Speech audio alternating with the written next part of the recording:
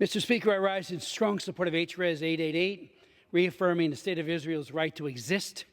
I thank my good friend from New York, Michael Lawler, for introducing this timely, extremely important, and ever necessary resolution. Israel is the only state in the world whose fundamental right to exist is openly denied by other states. Some of them, including Iran, even call for Israel's complete destruction and support transnational terrorist organizations to work towards its demise.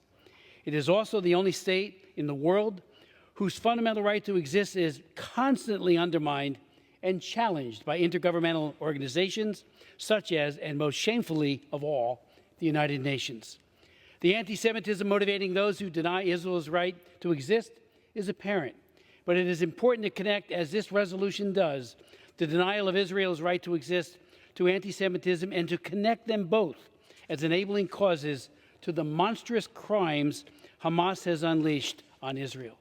Make no mistake, Mr. Speaker, anti-Semitic bigotry is the root of UN's hostility towards Israel, which is ugly, evil, and manifests itself in almost every UN entity. On November 8th, I chaired a hearing of my subcommittee on, and we called it, United Nations Bigotry Towards Israel.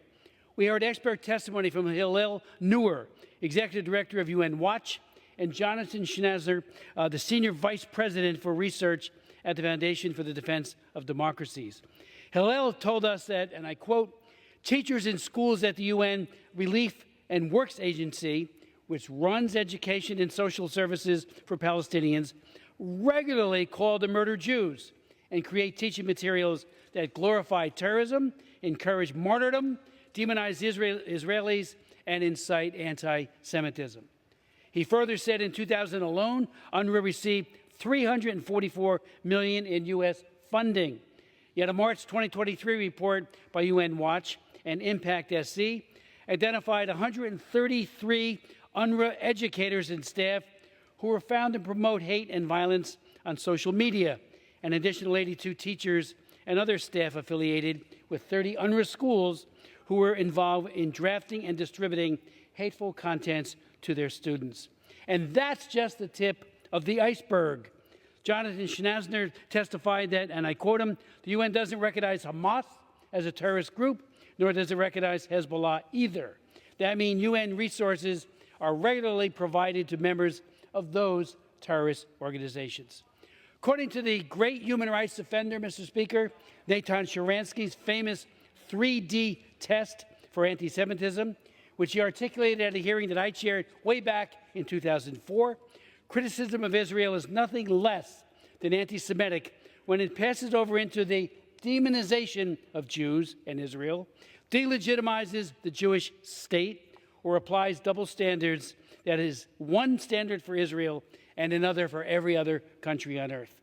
That is what many UN entities and agencies do every single day. Yesterday, the Jewish Telegraphic Agency, the JTA, reported that the latest example of the double standard and said, nearly 50 days after Hamas's attack on Israel left 1,200 dead, and after weeks of criticism over its silence about allegations of sexual violence during the attack, the women's rights group UN Women issued a statement condemning the terror group on Friday.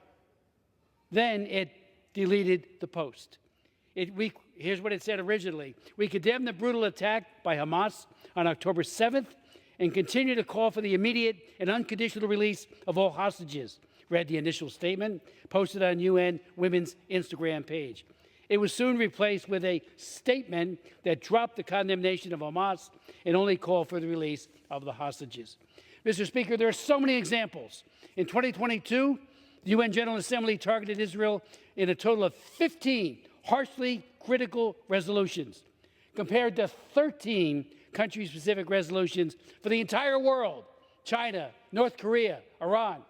13 for all of them combined, 15 for Israel.